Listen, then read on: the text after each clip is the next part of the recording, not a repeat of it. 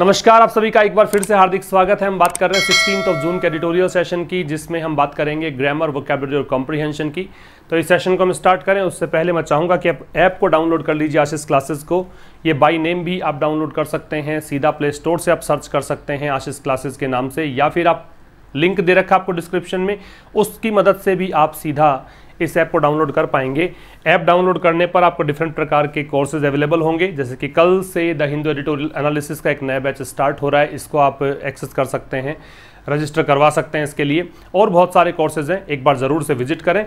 और आज का एडिटोरियल किस बात पर आधारित है? ये भारत पाकिस्तान सीमा जो LOC है, वहाँ पर लगातार युद्ध की स्थिति बनी रहती है, उस बारे में है।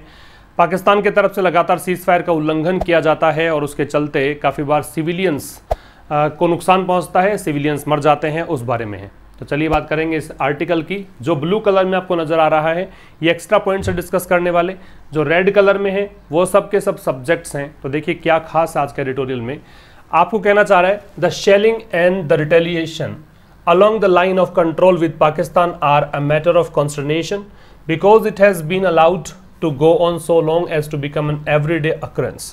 सबसे पहली बात आप देखिए कॉन्स्टर्नेशन का मतलब क्या है। कॉन्स्टर्नेशन ब्लू कलर में था तो ये आपको नोट कर लेना है, स्क्रीनशॉट लेंगे तो भी कोई खास बात नहीं है।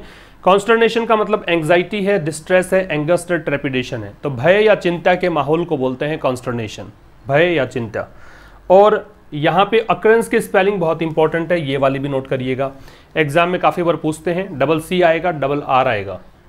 अकरेंस का मतलब होता है घटित होना, ठीक है, घटना को बोलते हैं अकरेंस। सो लॉन्ग एज, ये थोड़ा सा खास, क्योंकि वैसे हम देखते हैं, हम लोग एडजेक्टिव में पढ़ते हैं कि एज का प्रयोग हम करते हैं जब वाक्य अफर्मेटिव हो। जब भी सेंटेंस अफर्मेटिव होता है हम किसका प्रयोग करते हैं? एज का। सो एज का प्रयोग एक ही कंडीशन में होता है, जब सेंटेंस कैसा होगा? नेगेटिव होगा। लेकिन यहाँ पर देखिए सेंटेंस नेगेटिव भी नहीं है, फिर भी सो एज है। तो ये एक इडियोमेटिक एक्सप्रेशन है, ये एक मुहावरा है।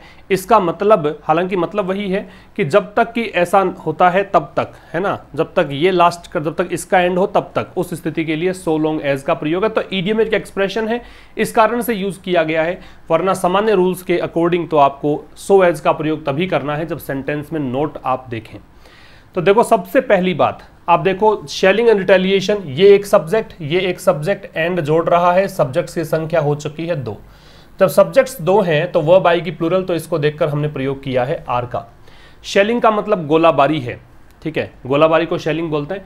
रिटेलिएशन का मतलब प्रतिशोध है, बदला है, टिट फॉर टैट की स्थिति होती है, उसको बोलते हैं रिटेलिएशंस। तो 2 चीजें हैं। और कहां पर है? LOC के पैरेलल। हम चाइना भारत की बात करते हैं तो हमारा जिक्र होता है LAC का। जब हम बात करते हैं भारत और पाकिस्तान की तो हम बात करते हैं LOC का। तो LOC लाइन ऑफ कंट्रोल को बोलते हैं, लाइन ऑफ कंट्रोल के पैरेलल। अलोंग और अलोंग विद, ये 2 चीजें आप याद रखेंगे।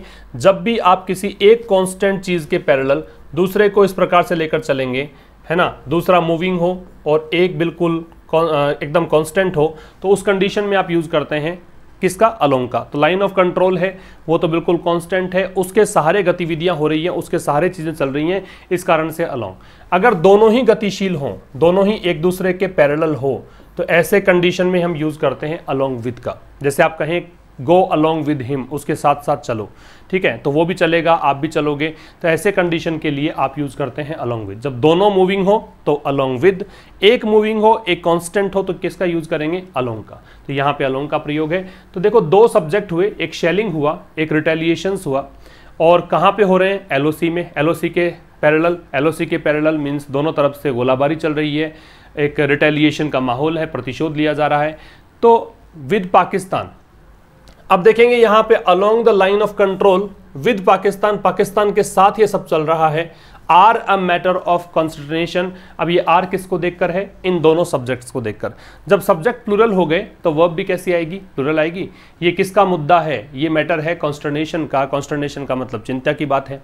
बिकॉज, क्योंकि, इट हैज बीन अलाउड, ये पैसिव का स्ट्रक्चर हो गया, बीन के साथ वर्ब की थर्ड फॉर्म, क्योंकि इसको अलाउ किया गया है टू गो ऑन, चलने के लिए। गो ऑन का मतलब क्या होता है? जारी रखना। जारी रखने के लिए सो लॉन्ग एज, कब तक? जब तक कि to become an everyday occurrence, मतलब इतने लंबे समय तक इसको खींचा गया है, इतना लंबा ये चलने लग गया है कि जैसे कि मानो कि ये एवरीडे अकरेंस हो गया हो, प्रतिदिन की घटना घट गई हो, एक रूटीन के रूप में ऐसा देखने को वहां पे मिलता है। मैं रिपीट कर दूं, पाकिस्तान के साथ लाइन ऑफ कंट्रोल के पैरेलल जो शेलिंग और रिटेलिएशन चल रहे हैं वो चिंता का विषय है। और फिर कह रहा है कि कारण क्या है, कारण की ये जो एक प्रक्रिया है शेलिंग की, रिटेलिएशन की, इस प्रक्रिया को इट हैज़ बीन अलाउड, इसको अलाउ किया गया है पैसिव वॉइस है, टू गो ऑन, जारी रहने के लिए, मतलब इसको अलाउ किया गया कंटिन्यू चलती रहे। और कब तक चलती रहे, so long as to become, तब तक चले जब तक ये प्रतिदिन का हिस्सा बन जाए।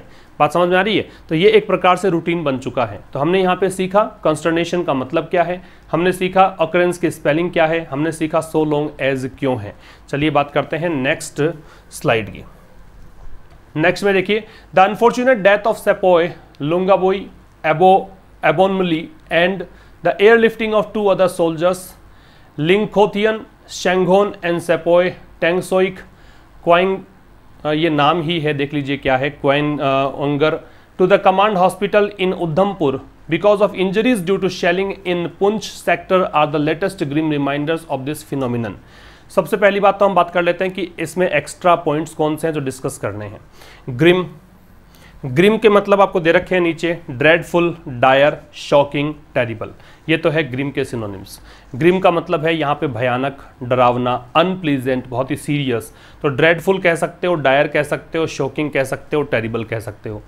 फिनोमिनन, फिनोमिनन का प्लूरल बनता है फिनोमिना, PHENOMENA, फिनोमिना, ये बनता है इसका प्लूरल। फिनोमिनन का प्लूरल क्या बनता है, फिनोमिना। ये होता है घटना, स्वाभाविक कोई घटना घटती है उसको बोलते हैं फिनोमिनन। चूंकि एक घटना की बात है इस कारण से फिनोमिनन है। ये देखो दिस दे रखा है यहाँ पे, अगर दिस ना होके यहाँ पे दीज होता तो फिनोमिना होता, क्योंकि दीज प्लूरल के लिए आता है, दिस किसके लिए आता है, सिंगुलर के लिए आता है।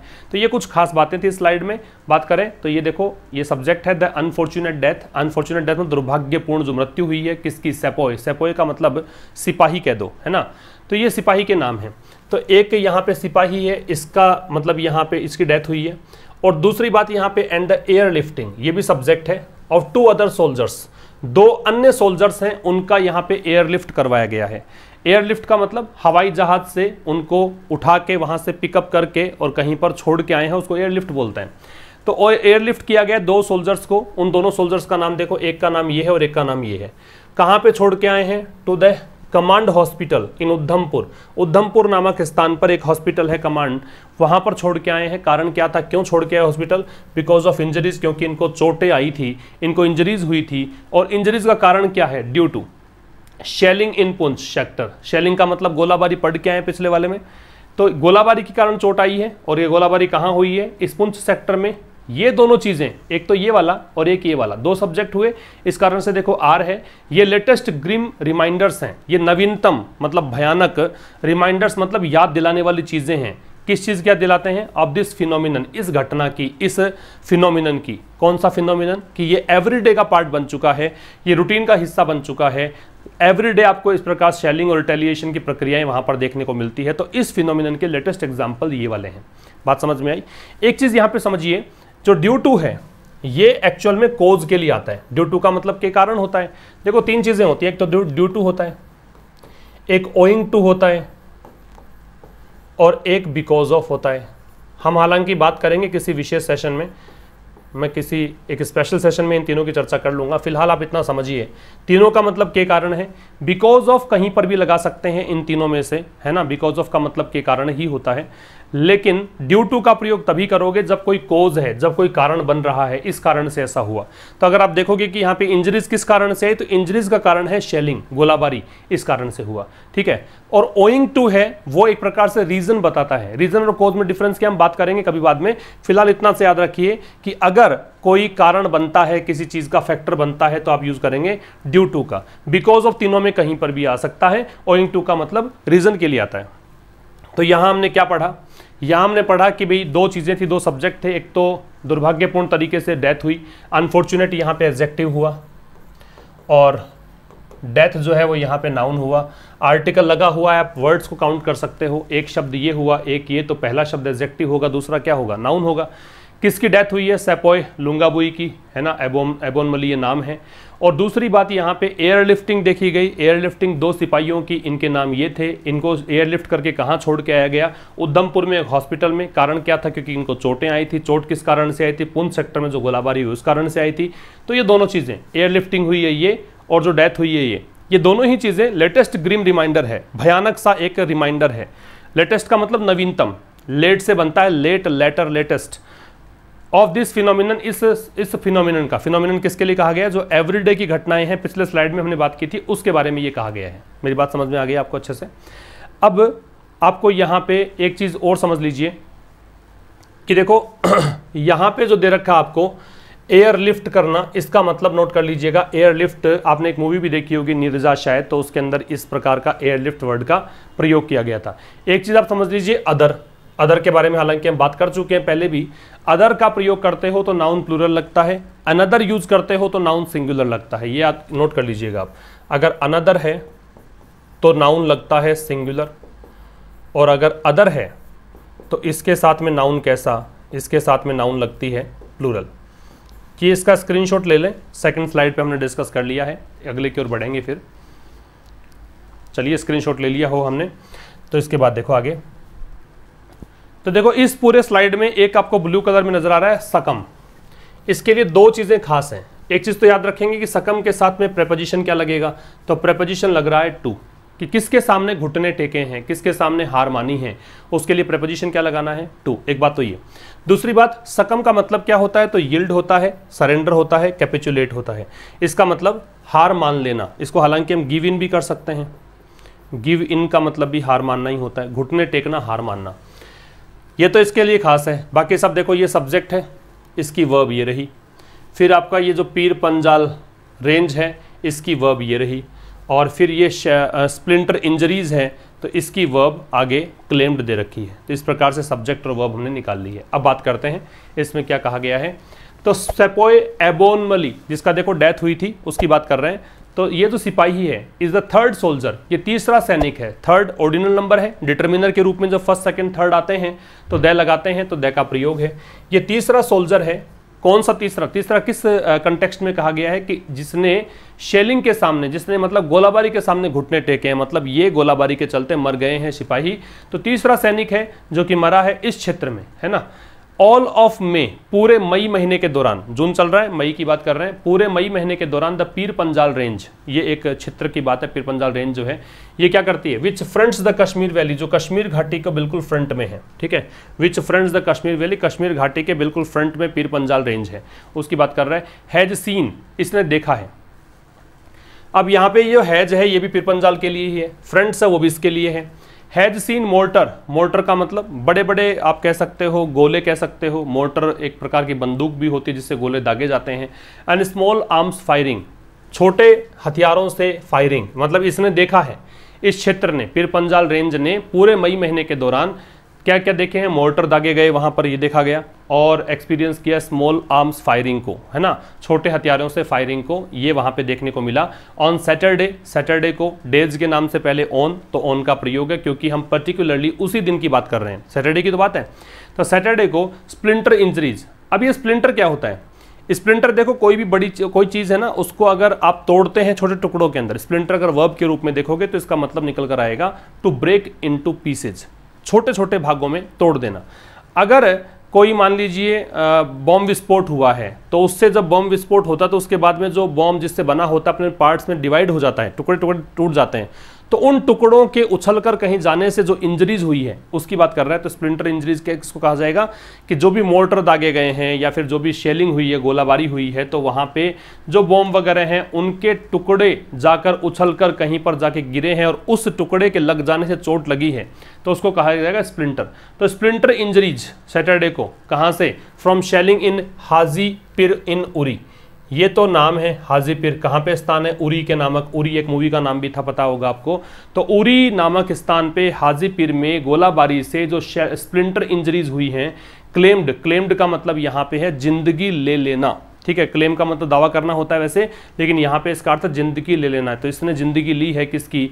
द लाइफ ऑफ अख्तर बेगम, इस महिला की। ये कौन है? अ सिविलियन, ये एक नागरिक थी। इनकी जिंदगी यहाँ पे चली गई, किसके कारण? गोलाबारी के कारण, जो स्प्लिंटर इंजरी हुई उसके कारण। सैटरडे की घटना है, ठीक है। तो इस स्लाइड में पर्टिकुलरली हमने सीखा सकम के साथ में टू लगेगा, सकम के मीनिंग क्या है, सब्जेक्ट के साथ वर्ब कौन कौन सी है वो सीख लिया। सैटरडे के पहले ऑन है तो डेज के नाम से पहले ऑन आता है। अगर हम विशेष रूप से उसी दिन की बात करते हैं तब, कोई दिक्कत नहीं मुझे लग रहा है ना। और विच यहाँ पे आ रहा है तो विच से पहले यहाँ पे रेंज दे रखा है। अच्छा मैं एक बात पूछ लूँ आपसे कि विच से पहले कॉमा की ज़रूरत क्या है? अगर मैं कॉमा को हटा दूँ तो क्या फ़र्क पड़ेगा? अगर मैं कॉमा को हटा दूं सपोज तो क्या फ़र्क पड़ जाएगा? क्योंकि विच तो यहाँ पे रिलेटिव प्रोनाउन है। तो बहुत ही सिंपल तरीके से बता दूं मैं आपको कि ये नॉन डिफाइनिंग क्लॉज है। मतलब पीर पंजाल रेंज तो नाम है किसी का, प्रॉपर नाउन है। अगर किसी का नाम आपने लिया है इसका मतलब आप जान तो गए हो उसके बारे में क्या चीज़ है। पीर पंजाल रेंज नाम ही ले दिया तो वो प्रॉपर अगर चीज़ है तो इसका मतलब हम जानने लग गए कि किसके बारे में बात है। अगर उसकी अतिरिक्त जानकारी आपको देनी हो तो हम लगाते हैं कॉमा। अगर अतिरिक्त जानकारी ना देकर उसको डिफाइन करना हो, अगर ये नाम नहीं होता, कोई मान लो क्षेत्र ही होता, एरिया होता, विच करके आगे लगाते तो उस एरिया को हमें इंट्रोड्यूस करना होता, उसकी हमें क्या कह सकते हो, उसको हमें बताना पड़ता कि किस बारे में उसको डिफाइन करना पड़ता। तो फिर हम विच के पहले कॉमा नहीं लगाते, याद रखना इसका। और दैट के पहले कॉमा क्यों नहीं लगता? उसका कारण ये है कि दैट हमेशा डिफाइनिंग क्लॉज के लिए ही आता है। तो ये क्या है? डिफाइनिंग नहीं है, ये नॉन रेस्ट्रिक्टिव क्लॉज है, नॉन डिफाइनिंग क्लॉज है। डिफाइनिंग उसको बोलेंगे जब आपको इसकी परिभाषा देनी होती, इसके बारे में जानकारी देनी होती। जानकारी नहीं दे रहा है ये, क्योंकि पीर पंजाल रेंज जो है वो तो अपने आप में ही प्रॉपर नाउन है, नाम है किसी का। ये एक एडिशनल इन्फॉर्मेशन, हालांकि जानकारी लेकिन एडिशनल इन्फॉर्मेशन है, इस कारण से कॉमा का प्रयोग है। थोड़ा सा मैंने विशेष बताया, याद रखना इस चीज़ को। चलो आगे बात करते हैं। आगे कह रहा है this has been a worrying trend as when the shells reach deeper valley deeper they fall in residential areas in villages such as Chorunda and Silicote. When shells begin raining, villagers panic, leave their homes and run further to temporary shelters. यहाँ पे blue colour में तो कुछ है नहीं, तो हम word वगैरह ज़्यादा कुछ मिलेंगे नहीं। सब्जेक्ट है दिस है तो हैज़ है, तो this has been a worrying trend. एक बात याद रखना, आप काफ़ी बार अखबार में देखते हो ऐसे वाक्य निकाल कर रखा करें एक जगह पे आप, कि जैसे हैज़ बीन, हैव बीन लगाया और आगे हमने देखा कि नाउन लग रखा है ना, एडजेक्टिव प्लस नाउन लग रखा है, adverb plus adjective plus noun लग रखा है। कहने का मतलब बीन के बाद में वर्ब नहीं है, तो ऐसे कंडीशन में इसको क्या मानकर चलेंगे कि ऐसा हुआ है। तो this has been a worrying trend. अब ये ट्रेंड जो है ये तो नाउन है और वरिंग जो है ये एक एडजेक्टिव है। अब वरिंग ट्रेंड का मतलब क्या हो गया? चिंताजनक कारण है, चिंताजनक एक ट्रेंड है। ट्रेंड का मतलब क्या होता है? ट्रेंड का मतलब रुझान होता है ना, और वरिंग का मतलब चिंताजनक रुझान। तो ट्रेंड का मतलब चलन में जो चीज़ें हैं उसको बोलते हैं।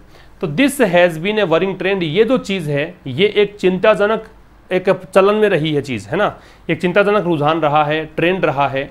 As when the shells reach, as जैसे कि या फिर मान लो क्योंकि, when the shells reach, shells का मतलब गोलाबारी, तो गोले जो भी हैं, रीच डीपर, जब गोलाबारी काफ़ी डीप हो जाती है, डीपर का मतलब और अधिक गहरी हो जाती है। गोलाबारी गहरी होने का मतलब क्या है?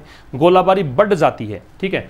They fall in residential areas, तो दे किसके लिए? इन शेल्स के लिए। तो वो गोलाबारी कहाँ पे जाके गिरती हैं? रेजिडेंशियल एरियाज में।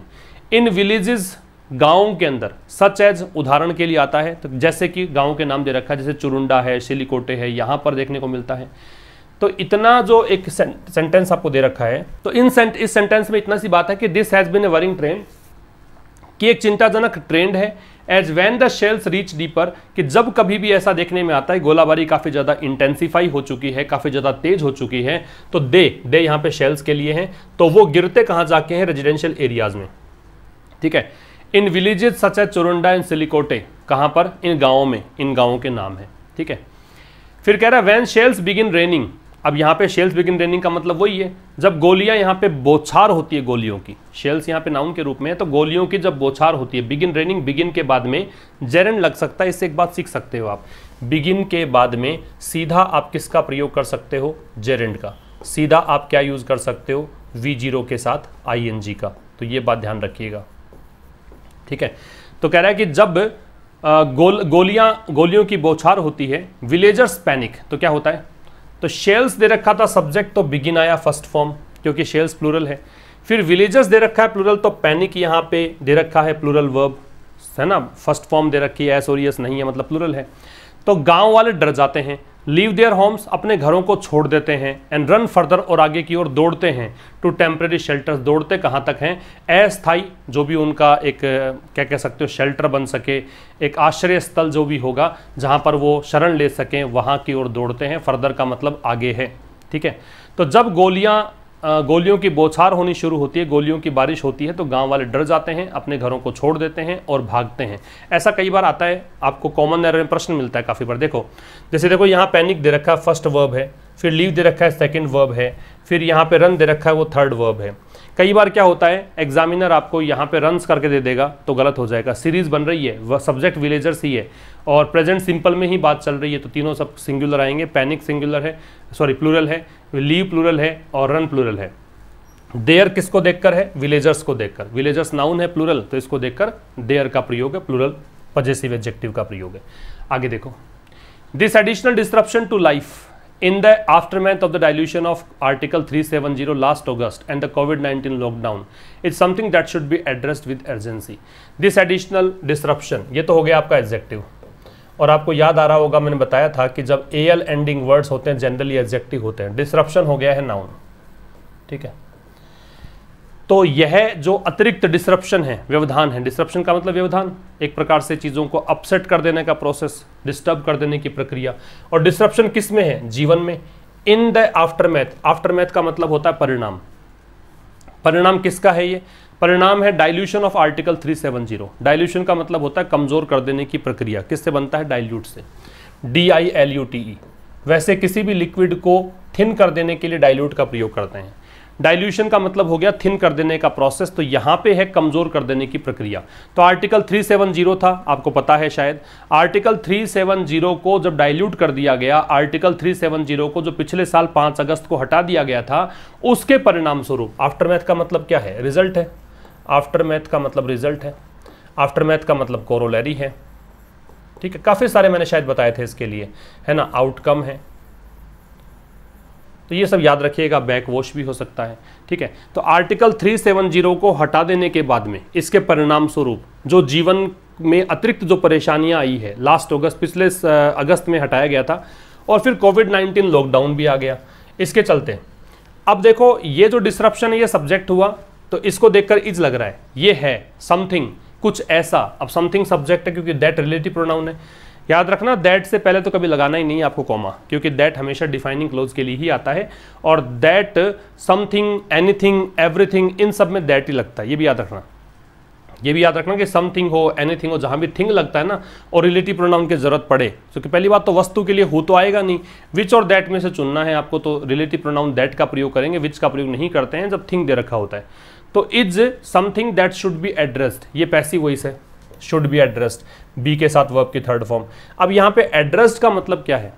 यहाँ पे एड्रेस्ड का मतलब है कि इस चीज़ को ठीक कर दिया जाना चाहिए, है ना, इस चीज़ पर ध्यान देना चाहिए। विद अर्जेंसी मतलब अत्यधिक, एक कह सकते हो बहुत ही अर्जेंसी से, मतलब ये बहुत ज़रूरी है कि इसको ज़रूरी मानकर प्रायोरिटी देकर इसको ठीक किया जाए, इसको एड्रेस किया जाए। तो ये जो एक अतिरिक्त व्यवधान आया है ज़िंदगी में, 5 अगस्त पिछले साल में जो ये आर्टिकल 370 को हटा दिया गया था और कोविड-19 लॉकडाउन आ गया है, तो इन दोनों चीज़ों के चलते जो व्यवधान जिंदगी में पैदा हुआ है, तो ये कुछ ऐसा है जिसको की अर्जेंसी के साथ एड्रेस किया जाना चाहिए। शुड किसके लिए आता है? सजेशन के लिए आता है, तो सजेशन के लिए आ रहा है कि भाई ऐसा करना चाहिए, ठीक है। इसका स्क्रीनशॉट लेना चाहो तो ले सकते हैं। डाइल्यूट से डाइल्यूशन बना है, कमज़ोर कर देने की प्रक्रिया है। डिसरप्शन है वो डिसरप्ट से बना है। डिसरप्ट का मतलब होता है व्यवधान डालना, डिस्टर्ब करना, अपसेट करना। और आफ्टरमैथ के सिनोनिम्स है रिजल्ट, कोरोलरी या आउटकम। इसके आगे देखिए, shelling should not be allowed to be a regular occurrence. Occurrence की स्पेलिंग बताया था मैंने आपको, इंपॉर्टेंट, CCR आता है। Shelling should not be allowed, ये पैसिव हो गया। तो सेलिंग को मतलब गोलाबारी को अलाउ नहीं करना चाहिए। टू बी होने के लिए, क्या होने के लिए? अ रेगुलर अकरेंस, की ये एक नियमित घटना बन जाए, ऐसा नहीं होना चाहिए। तो गोलाबारी को अलाउ नहीं करना चाहिए कि ये एक रेगुलर घटना बन जाए। रेगुलर एडजेक्टिव है, अकरेंस नाउन है, आर्टिकल लगा हुआ है, शब्द काउंट कर सकते हो। ये पहला शब्द, ये दूसरा शब्द, दूसरा नाउन होगा, पहला एडजेक्टिव होगा। तो ये तो सब्जेक्ट हो गया आपका, ये यहाँ पे आपकी वर्ब हो गई। और किसके लिए अलाउ करना चाहिए? तो ये आपको टू बी लगा के आपने इन्फिनिटिव लगा दिया। और रेगुलर अकरेंस की नियमित घटना नहीं बनना चाहिए। गोलाबारी कभी कभार हो जाए, होती है हर जगह पे, लेकिन नियमित रूप से हो जाए तो चिंता का विषय है। सीज फायर, इसको सीज फायर पढ़ते हैं, हिंदी में लिखते हैं सीज फायर, पढ़ना है सीज फायर। सीज फायर के सिनोनिम लिखा देता हूं आपको, सीज फायर। इसके सिनोनिम्स होते हैं, एक तो ट्रूस कर सकते हो और एक आर्मिस्टिस, ये काफ़ी इंपॉर्टेंट दोनों ही, आर्मिस्टिस। इन दोनों का मतलब है युद्ध विराम। युद्ध विराम का मतलब कि गोलीबारी नहीं होगी, एक अग्रीमेंट होता है उसके तहत की गोलाबारी बंद कर दी। जैसे ईद के मौके पर सीज फायर रखने का, मेंटेन करने का निर्णय लिया है ना, ऐसा सुनने में आता है काफ़ी बार। तो उस समय क्या गोलाबारी होती नहीं, इसको बोलते हैं सीज फायर। तो cease fire with Pakistan along the line of control is obviously not working. तो ये जो सीज फायर है, युद्ध विराम जो है, किसके साथ? पाकिस्तान के साथ। कहाँ पर? LOC के पैरेलल। इज इसी को देखकर है सीज फायर को। ये ऑब्वियसली का मतलब क्या होता है? क्लियरली। ऑब्वियसली का क्लियरली या फिर अपेरेंटली, ये दोनों ही किसके सिनोनिम बता रहा हूं मैं? ऑब्वियसली के। ये स्पष्ट रूप से काम नहीं कर रहे हैं, ठीक है। एंड द गवर्नमेंट नीड्स, और सरकार को जरूरत है, गवर्नमेंट को जरूरत है, गवर्नमेंट सब्जेक्ट है, नीड्स वर्ब है, टू बिल्ड बॉम्ब शेल्टर्स। क्या बनाए सरकार? बॉम्ब शेल्टर्स बनाए। शेल्टर्स का मतलब आश्रय स्थल, ऐसे आश्रय स्थल जहां पर बमबारी का असर ना पड़े, जहां पर बॉम्ब ना पहुंच सके, ऐसा मान लो। फॉर सिविलियंस, नागरिकों के लिए। अंटिल नॉर्मलसी रिटर्न्स, कब तक? जब तक कि नॉर्मलसी वापस नहीं लौटती है, सामान्य जीवन बहाल नहीं होता है। अंटिल की कहानी क्या होती है? ये दो चीजें होती हैं, अंटिल और अनलेस। सबसे पहली बात तो ये दोनों नेगेटिव है। इसका जो हिंदी अर्थ होता है वो होता है जब तक कि न, और इसका हिंदी अर्थ होता है वो होता है यदि नहीं। सबसे पहली बात तो ये याद रखिए। अब ये नेगेटिव और ये नेगेटिव, तो इनके साथ में एक तो बात ये है कि नोट नहीं आएगा, ठीक है। दूसरी बात इसमें ये होती है कि ये आता है टाइम के लिए, अनटिल आता है वो टाइम के लिए आता है, अनलेस आता है वो किसके लिए आता है? कंडीशन के लिए, शर्त बताने के लिए। तो यहाँ तो टाइम की बात ही है कि जब तक कि नॉर्मलसी बहाल नहीं हो जाए, जिस समय तक सामान्य जीवन बहाल ना हो जाए, तब तक सरकार को व्यवस्था करनी चाहिए, है ना। रिपीट कर देता हूँ भाई, शेलिंग को अलाउ नहीं करना चाहिए कि रेगुलर अकरेंस बन जाए। फिर दूसरा आगे बात करिए कि जो सीज फायर है पाकिस्तान के साथ LOC के पैरेलल, वो काम नहीं कर रहा है, सीज फायर का कोई फायदा नहीं है। फिर कह रहा है कि गवर्नमेंट को आवश्यकता बॉम्ब शेल्टर्स बनाए नागरिकों के लिए, जब तक कि सामान्य जीवन बहाल ना हो जाए, नागरिकों को वहाँ शिफ्ट कर दिया जाए। इससे आगे बात करें तो कह रहा है अनफॉर्चुनेटली एस्पेक्ट्स, इसको एस्पेक्ट्स पढ़ते हैं, of relations with Pakistan in other spheres are in poor repair as well. ये नोट करो आप, इन पुअर रिपेयर, ये एक फ्रेज है, इसका मतलब है इन पुअर कंडीशन। क्या मतलब है? इन पुअर रिपेयर, ये एक फ्रेज है, इसका मतलब है इन पुअर कंडीशन।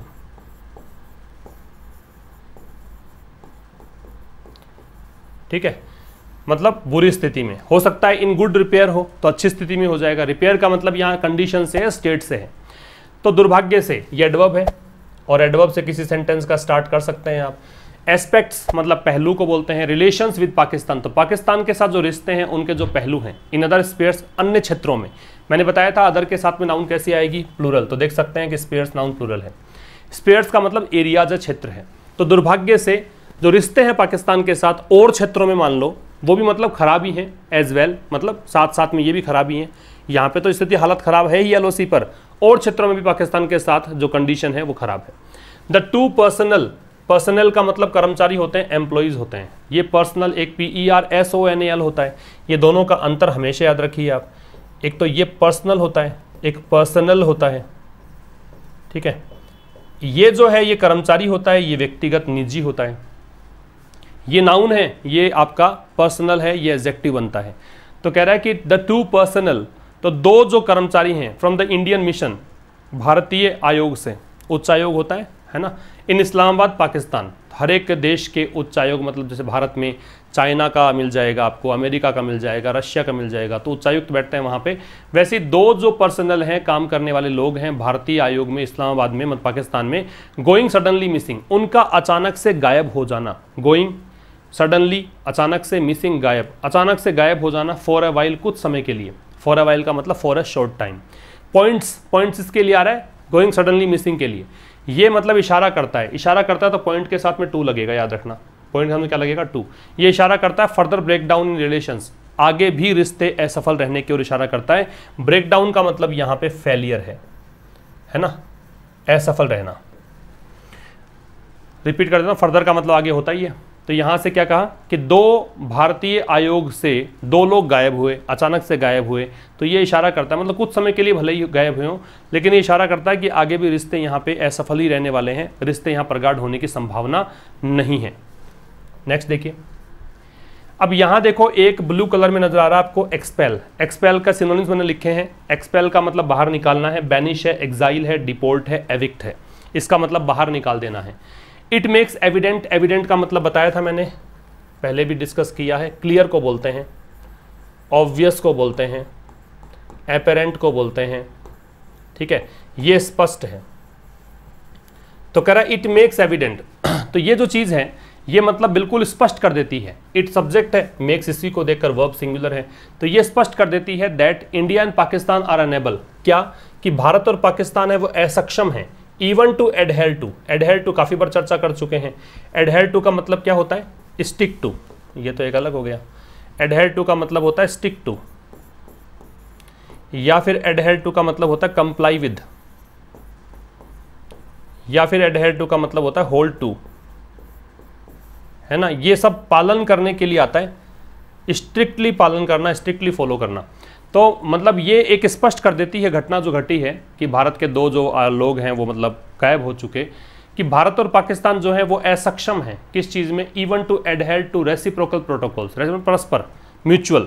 रेसिप्रोकल का मतलब क्या होता है, म्यूचुअल, कि भारत और पाकिस्तान जो आपसी प्रोटोकॉल्स हैं, प्रोटोकॉल्स का मतलब कुछ नियम होते हैं, है ना, उनका पालन करना होता है। तो आपसी जो प्रोटोकॉल्स हैं किसके संबंध में, रिगार्डिंग का मतलब related to staff posted in the missions, कि जो स्टाफ पोस्टेड है मिशंस में, मतलब भारत के अंदर पाकिस्तान का कोई व्यक्ति यहाँ मौजूद है, मान लो उच्चायुक्त है, पाकिस्तान में भारत का है, तो उनके लिए कुछ प्रोटोकॉल्स बने हुए हैं।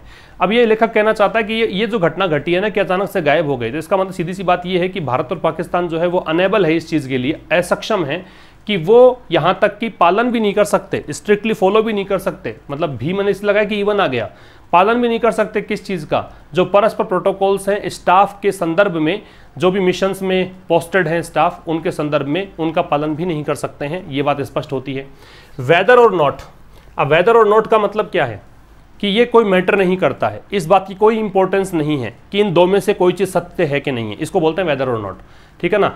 इस बात की कोई इंपॉर्टेंस नहीं है कि इन 2 में से कोई चीज़ सच है कि नहीं। तो वेदर और not, it is a tit for tat reaction for India having expelled to Pakistan high commission officials.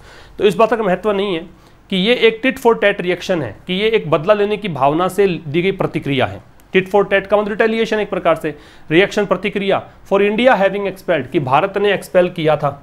Having expelled का मतलब वर्ब की थर्ड फॉर्म लगी है हैविंग के साथ में, ये परफेक्ट पार्टिसिपल का पार्ट होता है, हैविंग प्लस थर्ड फॉर्म। इसका मतलब भारत ने मतलब क्या किया था, एक्सपेल किया था 2 पाकिस्तान हाई कमीशन ऑफिशियल्स को, पाकिस्तान उच्चायोग के 2 अधिकारियों को बाहर निकाल दिया था। उसी के प्रतिशोधात्मक ये घटना घटी कि 2 अधिकारी भारत वाले भी गायब हो गए, ठीक है ना। चाहे मानो मत मानो, ये कहना चाह रहे हैं। अब उनके नाम आगे दे रखे हैं आपको, आबिद हुसैन आमिद एंड मोहम्मद ताहिर खान, ये 2 अधिकारी हैं। ऑन चार्जेस ऑफ एस्पियनेज, और भारत ने क्यों एक्सपेल किया था, एस्पियनोज के चार्जेस लगे थे। एस्पियनोज का मतलब होता है स्पाइंग, क्या मतलब होता है इसका, स्पाइंग, जासूसी। तो इन पर जासूसी का आरोप लगाया गया था, फिर उनको हटाया गया। India must take steps, Bharat को यहाँ पे कदम उठाने पड़ेंगे। इंडिया यहाँ पे सब्जेक्ट है, मस्ट टेक वर्ब है, स्टेप्स नाउन है, भारत को कदम उठाने पड़ेंगे किसके लिए, टू इंश्योर, सुनिश्चित करने के लिए।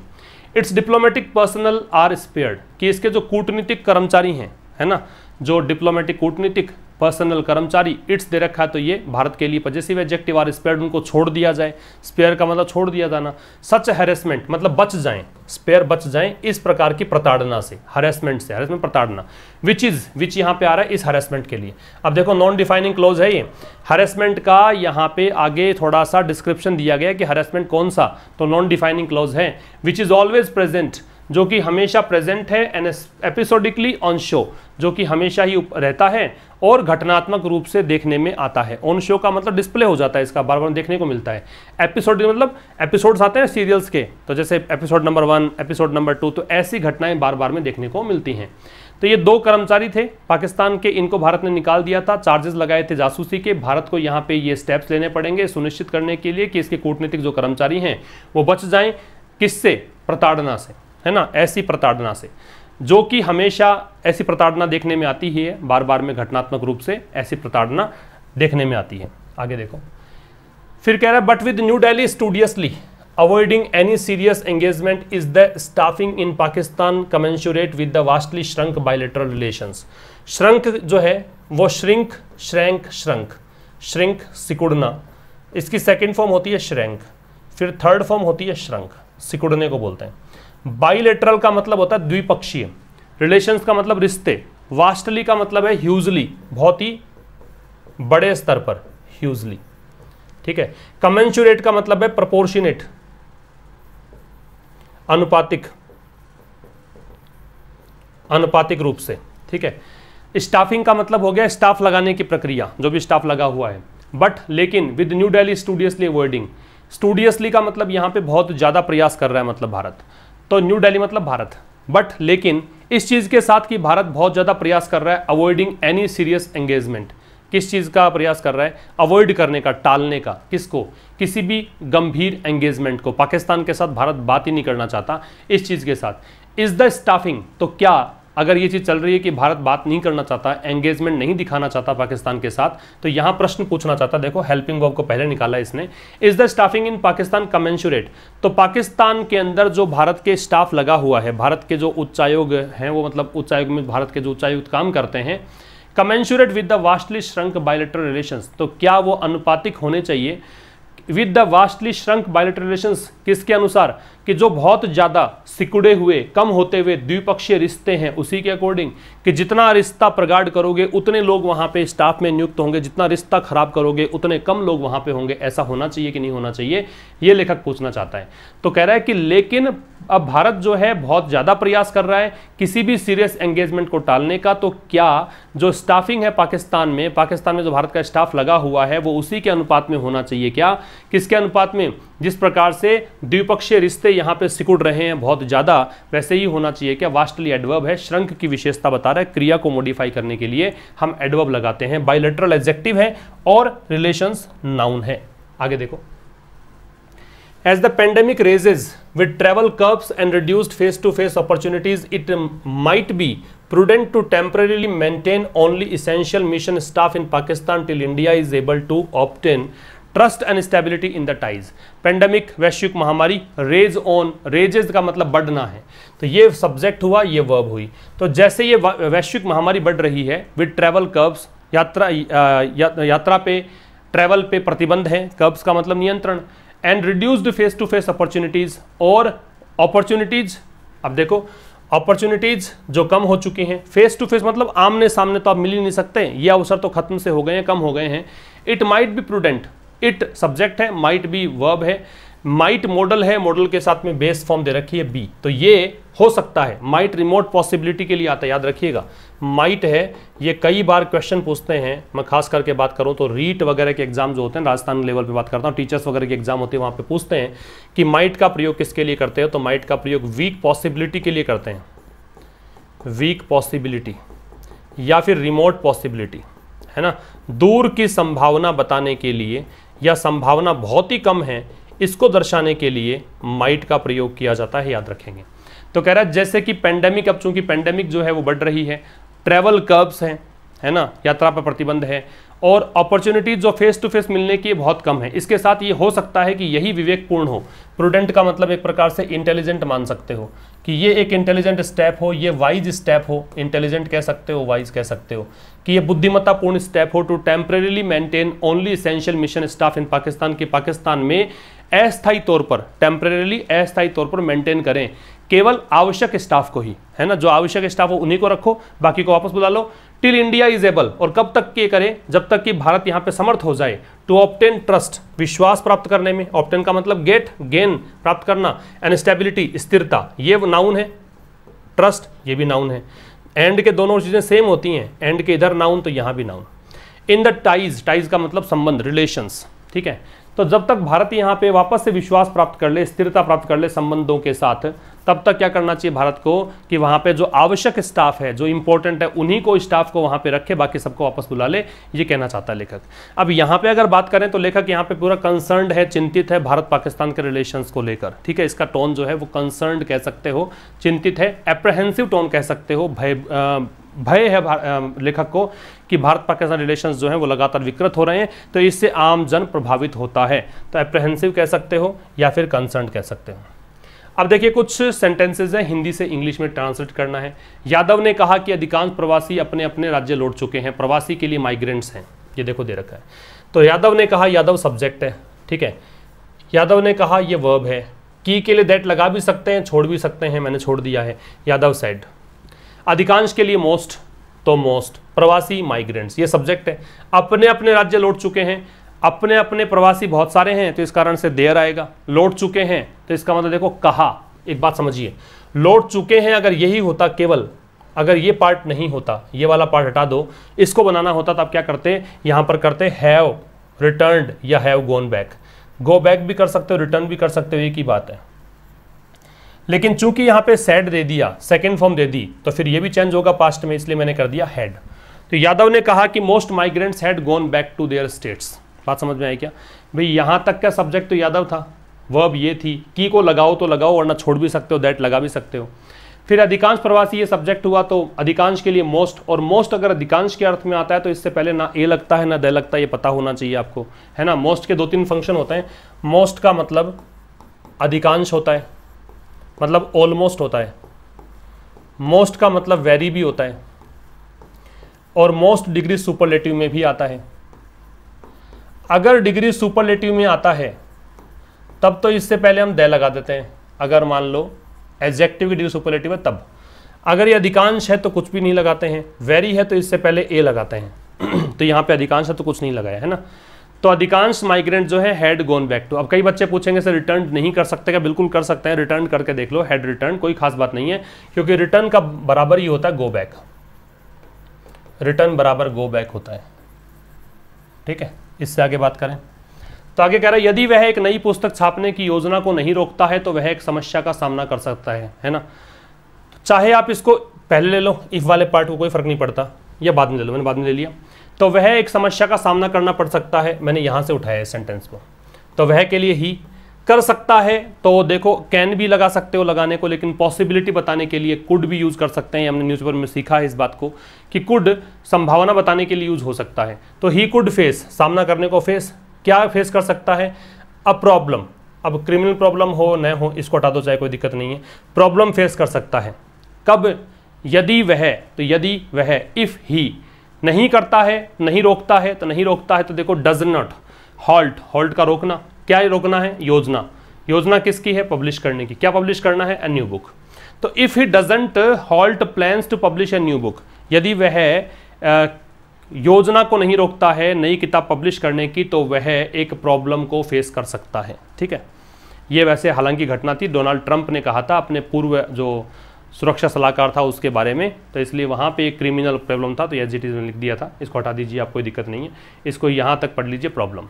इससे अगले की बात करें, इस वर्ष बिहार में अक्टूबर-नवंबर विधानसभा चुनाव होने हैं, तो कोई भी चीज़ होनी बाकी है तो उसके लिए ड्यू यूज़ कर सकते हैं, DUE, ड्यू का मतलब बकाया है। तो विधानसभा चुनाव, द असेंबली इलेक्शंस, कहाँ पर? बिहार में, आर ड्यू, वो होने हैं। कब होंगे? अक्टूबर-नवंबर में, इस साल, दिस ईयर। तो ये तो सब्जेक्ट हो गया, असेंबली इलेक्शंस कहाँ पे है? बिहार में है। आर इलेक्शंस को देखकर है, ड्यू है मतलब होने हैं, कब होने हैं? तो इन लगा के जोड़ दिया, मंथ के पहले इन लगेगा, दिस ईयर, इस साल। अब हम बात करें रिवीजन की, तो बम्प अप का मतलब होता है बढ़ाना, इंक्रीज करना। प्रिसाइज का मतलब होता है सटीक, टू द पॉइंट। डिसबर्समेंट का मतलब होता है वितरण, पैसा बांटने की प्रक्रिया। हेज का मतलब होता है बचाना, है ना, सुरक्षा करना। डिसरप्ट आज आया था, डिसरप्शन, तो ये व्यवधान को बोलते हैं। तो बम्प अप को जोड़ देंगे इंक्रीज से, प्रिसाइज को जोड़ देंगे एग्जैक्ट से, डिसबर्समेंट का हो जाएगा आउटले, खर्चा, वितरण, है ना, मतलब बांटना, पैसा देना। हेज का प्रोटेक्ट, सुरक्षा करना। डिसरप्ट का अपसेट, डिस्टर्ब करना, ठीक है। तो ये आपका आज का एडिटोरियल था, उम्मीद है कि सब कुछ समझ में आपको आ गया होगा। अब हम मिलेंगे कल शाम 5 बजे ठीक उसी समय, तब तक के लिए नमस्कार, थैंक यू वेरी मच।